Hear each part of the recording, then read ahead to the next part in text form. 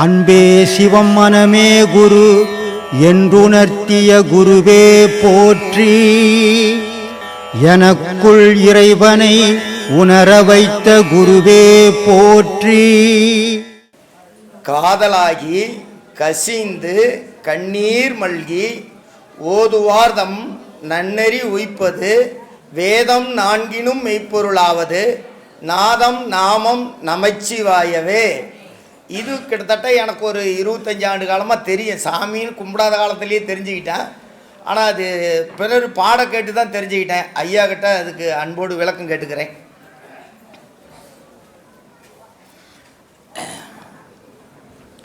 நமச்சிவாய வாழ்க, நாதன் தாழ்வாழ்க, இமைப்பொழுதும் எண்ணெஞ்சில் நீங்காதான் வாழ்க, கோகழி ஆண்ட குருமணி தாழ்வாழ்க. இது திருவாசகம்.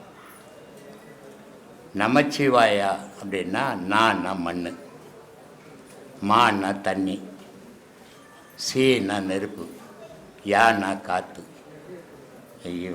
வான்னா காற்று, யான்னா ஆகாயம். இந்த 5 பஞ்சபூதமாக இருக்கிற இந்த உடலில் தான் நாதன்ற இறைவன் வாழ்ந்துன்னுக்கிறான். அந்த நாதனை எப்படி வளர்க்கணும், எப்படி வழிபடணும் அப்படின்னா, கோயிலில் போய் சிவசிவா நமச்சிவாயா அப்படின்னா வராது. அப்போது நாதனை காதலிக்கணும். அந்த காதல் எங்கே கொள்ளணும் அப்படின்னா, நாதனாக இருக்கப்பட்ட உனக்குள்ளவே ஓசையாக இருக்கிறான் இறைவன்.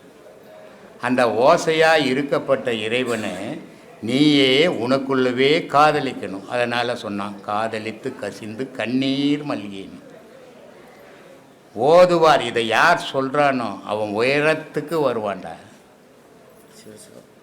அப்படின்னு. அதனால் அப்படிப்பட்ட நமச்சிவாய மந்திரம் இருக்குது.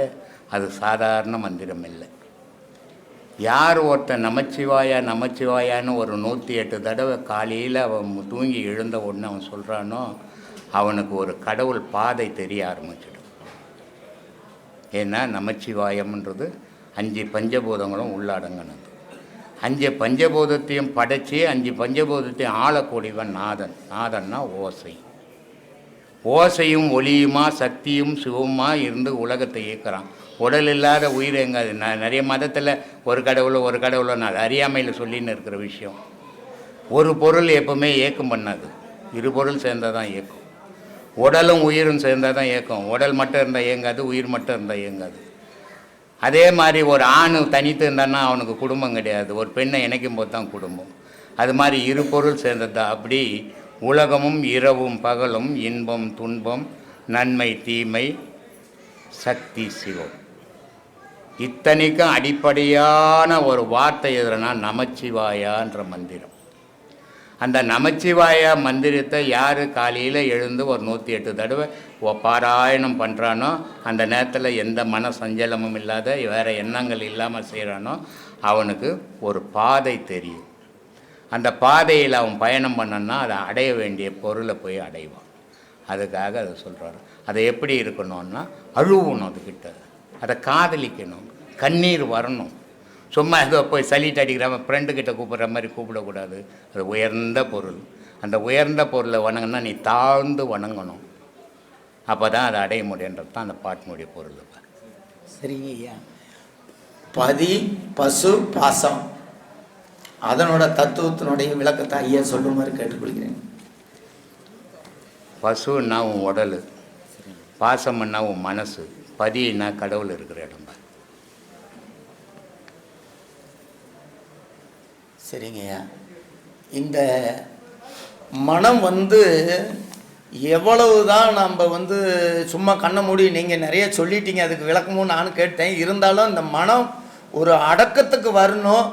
அடக்கத்துக்கு மனமே வராமல் ஏதாவது சொல்லும்போது நம்மளுக்கு சினம் வருது.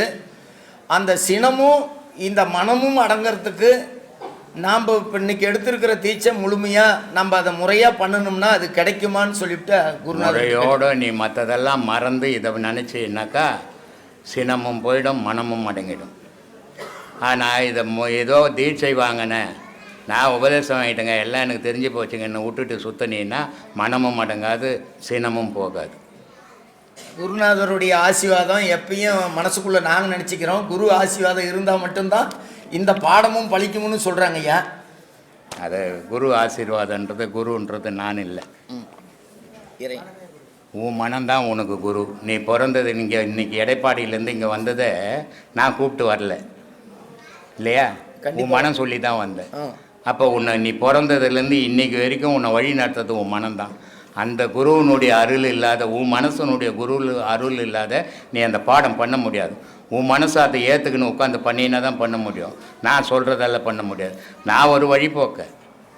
ஆனால் குருன்றது உன் மனம் சொல்கிறபடி அதனுடைய ஆசீர்வாதம் இருந்தால் தான் நீ செய்ய முடியும். அதனால தான் குரு அருளும் திருவருளும் அவசியம் பண்ணோம். அப்புறம் இப்போ பொது கேள்விக்கு வரப்பா. இப்போ தமிழ்நாட்டில் விவசாயம் தான், இந்தியாவிலே விவசாயம் தான் பண்ணுறாங்க. அதில் தமிழ்நாட்டில் தான் விவசாயத்தை முழுமையாக பண்ணுறாங்க. எப்படின்னா நெல்லை விதைக்கிறாங்க, அதை அறுத்துடுறாங்க, அதை எடுத்துன்னு அந்த கட்டை அடித்து தாள் போர் வச்சிடுறாங்க. இப்போ இல்லை, முன்னாடி எல்லாம் ஒரு 20 வருஷத்துக்கு முன்னாடி. அப்போது அந்த மாட்டை புனைச்சி நடுவில் ஒரு கொம்பு நட்டு அந்த மாட்டை சுற்றி ஓட்டுறாங்க. ஓட்டும்போது அந்த நெல் தனியாக பிரியுது, அந்த பில்லு அப்படியே அந்த எப்படி நீட்டாக இருக்கிறதெல்லாம் அப்படியே ஒரு கூலை மாதிரி மாறிடுது. இது எப்படி அப்பா, இதுக்கும் நம்ம பாடத்துக்கும் கனெக்ட் இருக்கா? விவசாயி கேட்குற கேள்வி. ஆனால் இதில் இன்னொரு சூட்சமாக இருக்குது. விவசாயி எதுக்காக பாடுபடுறாரு, அவ்வளோ ஏன் கஷ்டப்படுறாரு? அரிசி வேணும். அந்த அரிசி இருந்தால் மட்டும்தான் அந்த அரிசியை கொண்டு போய் விளைச்சல் ஆச்சுன்னா அந்த அரிசியை கொண்டு போய் காசு பணம்லாம் சம்பாரித்து என்னோடய தேவைகளை நான் தீர்த்துக்க முடியும். அதுக்கு என்ன வேணும்? அரிசி வேணும். நமக்கு சாப்பாடு வேணும். எது வேணும்? அதுக்கு அரிசி இருந்தால் தான் சாப்பாடு ஆக்க முடியும். இப்போ அவர் அரிசிக்காக விதைச்சாரா இல்லை உமிக்காக விதைச்சாரா? விதைச்சதுன்னவோ அரிசிக்காக தான் விதைச்சாரு. அது வந்தால் தான் காசு ஆகும். ஆனால் கூடவே வந்தது எது? உமியும் வந்தது. அதை போல் நம்ம நோக்கம் நல்ல நோக்கத்துக்காக நம்ம போகலாம். ஆனால் உமி மாதிரி கலை மாதிரி சில விஷயங்களும் நம்மளை பின்னாடியே வந்துடும். அப்போ நம்ம என்ன பண்ணோம்? ஞானத்தோட அறிவோட அதை எதை நீக்கணுமோ அதை நீங்கி எது கூட சேரணுமோ அது கூட சேர்ந்து உறவாடனா அரிசி தனியாக உமி தனியாக ஒரு நாள் பிரியும். நம்ம வாழ்க்கையில் இதை பயன்படுத்தணும். அரிசி மாதிரி உறவும் வரும், உமி மாதிரி எதுக்குமே பிரயோஜனம் இல்லாத உறவும் வரும். எங்கே நீங்கணுமோ அங்கே நீங்கணும், எங்கே சேரணுமோ அங்கே சேரணும். மாற்றி சேர்ந்தால் வாழ்க்கை அலங்கோலமாயிடும். சரிங்களா? இதை அங்கேருந்து நம்ம எடுத்துக்கணும். அது அவங்க சாமர்த்திய பொறுத்து.